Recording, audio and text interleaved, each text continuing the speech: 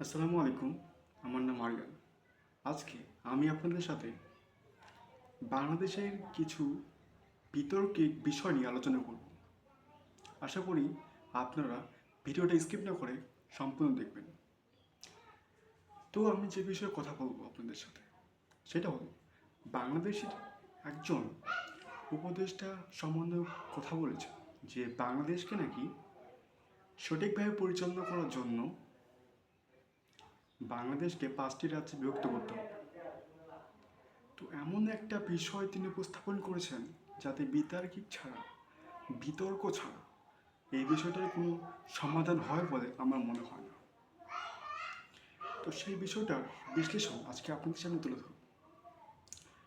তো বাংলাদেশকে 5টা প্রদেশে ভাগ করার জন্য পরিকল্পনা চলতেছে। এর আগে অনেকজন এই কথাগুলো বলছেন, কিন্তু বাস্তবে হয় না। তারা টিভির পর্দায়, নিউজ পত্রিকায়, বিভিন্ন ধরনের পত্রিকায় তারা এই বিষয়গুলো উপস্থাপন করেছে।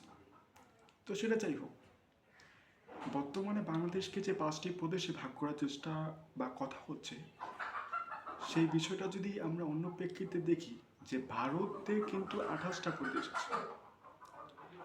একটা প্রদেশ নিয়ে কথা বলি ভারতের, সেটা হলো পশ্চিমবঙ্গ রাজ্য। এই পশ্চিমবঙ্গ রাজ্যে